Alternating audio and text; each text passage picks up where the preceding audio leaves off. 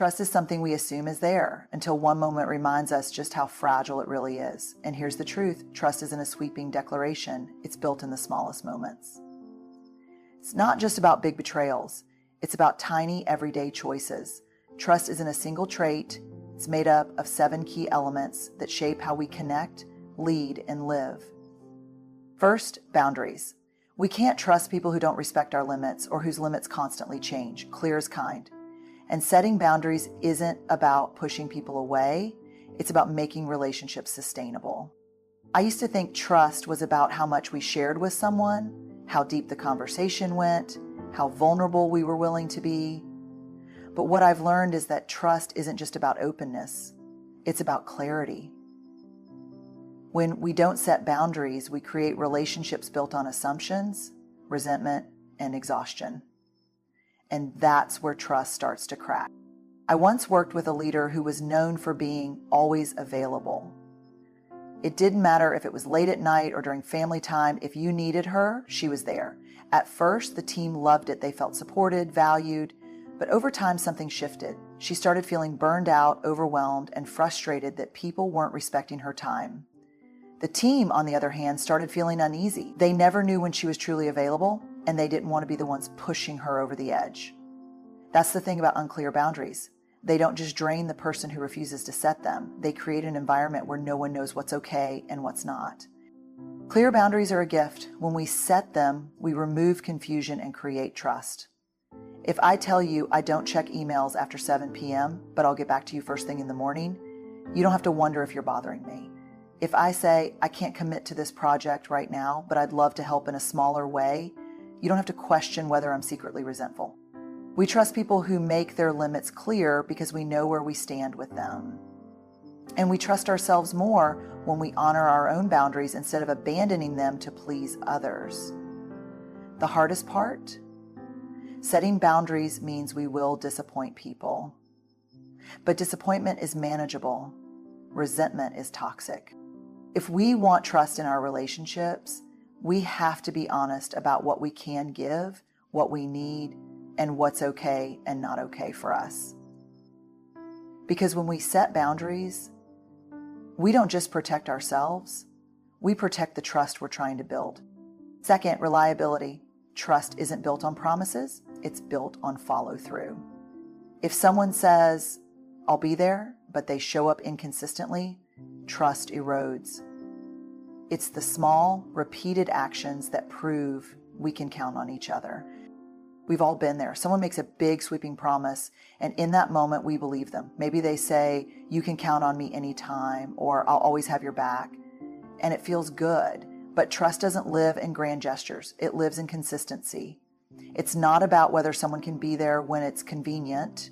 It's about whether they are there, even in the smallest ways, over and over again. I worked with a team where the leader was full of inspiration and ideas. He would say, "I'm going to check in with you every week," or "I'll make sure this gets taken care of." And yet, time after time, those commitments were left undone. At first, the team gave him the benefit of the doubt. They thought, "He's just busy." But over time, a pattern formed. Deadlines were missed, meetings were rescheduled, and before long, it wasn't just frustration, it was distrust. They didn't believe he was unreliable because he was a bad person. They believed it because they had evidence. Reliability is about more than just showing up. It's about showing up consistently. It's knowing that if someone says they'll call, they actually do. It's knowing that if someone commits to a project, they follow through. And it's not just about other people, it's about us too. Are we keeping the commitments we make not just to others, but to ourselves? Because trust isn't just external, it's internal. If we repeatedly break promises to ourselves, I'll start taking better care of myself. I'll finally set that boundary. We start to erode our own self-trust. And if we can't rely on ourselves, how can we ask others to rely on us? No one is perfect. Life happens. We forget. We get overwhelmed. But reliability isn't about perfection. It's about owning our commitments. It's saying, "I can't do that after all, but I want to make it right." It's communicating, adjusting, and making sure our actions match our words. Because when people know they can count on us, not just sometimes, but consistently, That's when real trust begins to grow. Third, accountability. No one gets it right all the time, but trust grows when we own our mistakes. The people we trust the most aren't perfect. They're the ones willing to say, I got that wrong, and I'll make it right. We've all been in a situation where someone hurts us. Maybe they forgot something important, let us down, or said the wrong thing. But what really determines whether we continue to trust them isn't the mistake itself, it's what happens next. Do they take responsibility or do they shift the blame? Do they own it or do they get defensive? The people we trust the most aren't the ones who never make mistakes. They're the ones who don't run from them. I once had a colleague who missed an important deadline on a joint project. It threw everything off schedule, and I was frustrated. But when I brought it up, instead of getting defensive, she said, "That's on me. I should have communicated better, and I didn't. I'm sorry, and I'll fix it." And just like that, the tension lifted. Not because the mistake didn't matter, but because she took responsibility for it. On the other hand, I've also had experiences where someone refuses to be accountable. They deflect, "I was too busy," or "it wasn't really my fault," or they minimize, "It's not a big deal, you're overreacting." And here's what happens. Trust erodes, not because of the original mistake, but because we don't feel safe. If someone can't own what they've done, how can we believe they won't do it again? But accountability isn't just about taking responsibility when we mess up. It's also about holding others accountable with honesty and kindness. It's about saying, "Hey, that wasn't okay," without shaming or attacking. Because trust isn't about perfection, it's about truth. And truth means being able to acknowledge when something needs to change. Owning our mistakes is hard, it's uncomfortable, but it's also one of the fastest ways to build trust. When we admit we were wrong, we're telling people, "I respect you enough to be honest." And when we hold others accountable with compassion, we're saying, "I believe you're capable of better." Trust isn't built by pretending we never fall short. It's built by showing up, owning it, and making it right. Fourth, the vault. If we want deep trust, we have to know our stories are safe. Gossiping, sharing what's not ours to share, even under the disguise of concern, these things crack trust faster than anything else. I remember sitting in a coffee shop with a friend when she leaned in and said, "I probably shouldn't tell you this, but..." And in that moment, my heart sank a little. Because if she was telling me something private about someone else, what would stop her from doing the same with my stories? It wasn't that I didn't care about the person she was talking about. It was that I suddenly realized I couldn't fully trust her with my own vulnerabilities. Trust is built in small moments, and one of the biggest ones is knowing that what we share in confidence stays in confidence. The vault isn't just about keeping secrets, it's about respecting the boundaries of what is and isn't ours to share. It's about knowing that trust doesn't thrive where information is currency, where stories are traded like small talk, or where someone's personal struggles become entertainment. I once worked with a team where gossip was the norm. People bonded over sharing inside information, dissecting decisions behind closed doors, and whispering about who was struggling. At first, it seemed harmless, just venting. But over time, no one felt safe. If a mistake was made, people worried about how it would be talked about when they weren't in the room. If someone shared a personal challenge, they wondered if it would come back to them in a way they never intended. And in that kind of environment, trust isn't just weakened, it disappears. Keeping the vault closed means resisting the urge to share what isn't ours, even when it makes us feel included, important, or in the know. It also means choosing carefully who we trust with our own stories. Just because someone is a good person doesn't mean they're good at keeping confidences. Trusting someone with our vulnerabilities should never be a test to see if they're trustworthy. It should be a choice based on how they've shown up over time. If we want to build trust in our relationships, in our teams, in our communities, we have to start with the vault. Because the moment we realize our stories aren't safe, everything else unravels.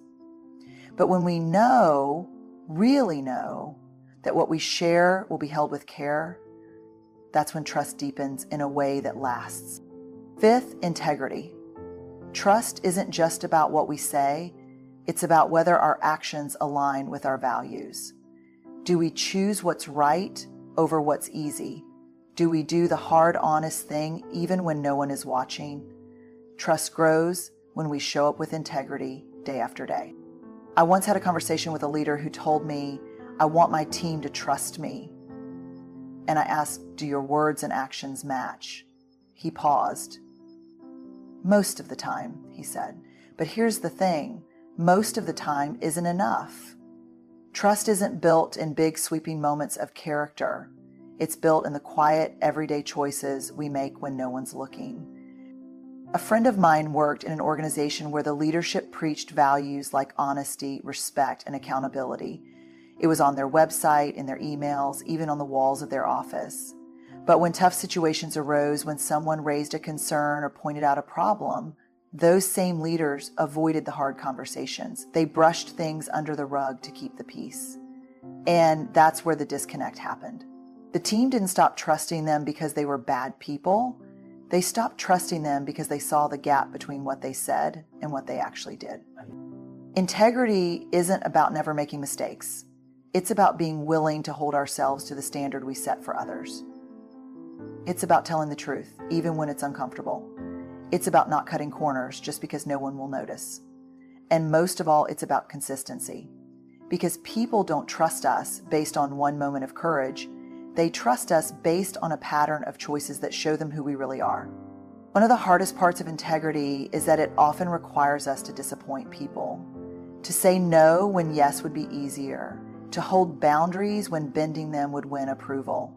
To be honest when silence would be more convenient. But when we choose integrity, even when it costs us something, we prove that our values aren't just words. They're who we are. Trust and integrity go hand in hand. We can't have one without the other. And in the end, people may not always agree with us. They may not always like what we say, but they will trust us if they know that we will always tell them the truth, stand by our values, and do what's right, even when it's hard. 6th, non-judgment. Trust grows when we know we can be real with someone, when we can struggle, ask for help, or admit we don't have it all together without fear of being judged. I don't know about you, but I used to think trust was built by proving I had it all figured out. I thought people would trust me more if I was always competent, always in control, always the one others could rely on. But what I've learned is that trust doesn't come from perfection. It comes from knowing we can be imperfect with each other. I once spoke with a woman who told me she never asked for help, not even from her closest friends. When I asked why, she said, because I know they'll say, of course, anytime, but deep down, I'll wonder if they're secretly judging me for not handling it on my own. And I get it. We've all had moments where we hesitated to be vulnerable, not because we didn't need support, but because we weren't sure how it would change the way someone saw us. Trust thrives in relationships where we don't have to perform, where we can admit I'm overwhelmed or I made a mistake. And instead of being met with criticism or shame, we're met with understanding. But that kind of trust is a two-way street. If we want people to feel safe being real with us, we have to model it ourselves. Think about the last time someone confided in you about something difficult. Maybe they shared a personal struggle, a failure, or a moment of self-doubt. How did you respond? Did you jump in with advice? Did you compare their experience to your own? Or did you just sit with them in it? Listen, acknowledge, and let them know they weren't alone. Non-judgment doesn't mean we never hold each other accountable. It doesn't mean we never challenge or encourage growth. It means we do those things from a place of empathy, not superiority. It means we recognize that asking for help isn't weakness, it's courage. Trust is knowing that we won't be shamed for struggling, that we won't lose connection just because we're having a hard time. And when we create that kind of space for others, when we meet them where they are instead of where we think they should be, we build trust that can withstand even the toughest moments. 7th, generosity. Trust is built when we choose to believe the best in each other, when we assume good intent instead of jumping to conclusions. Have you ever had someone misinterpret your words or actions in the worst possible way? Maybe you sent a short text because you were busy and suddenly a friend thought you were upset with them. Or you forgot to respond to an email and someone assumed you didn't care. It's frustrating, right? Because deep down, we all want to be seen through a generous lens. We want people to assume maybe they're just having a hard day instead of they don't value me. And yet, how often do we fail to extend that same generosity to others? A coworker misses a deadline and we assume they're lazy.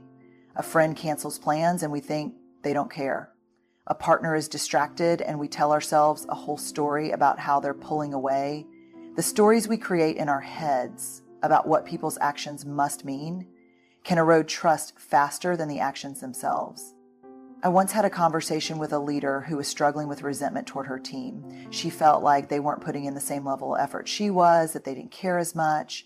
But when we unpacked it, we realized she was making assumptions based on limited information. She never asked them what was going on.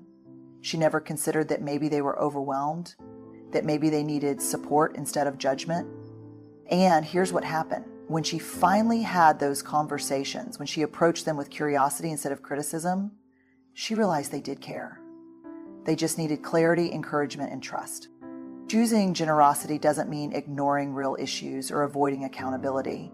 It means giving people the benefit of the doubt before assuming the worst. It means replacing "they don't respect me" with "maybe they're struggling." It means being willing to ask, "Hey, is everything okay?" instead of writing someone off. Trust isn't built in a vacuum. It's built in relationships where we don't have to be perfect to be believed, where we don't have to prove our goodness at every turn.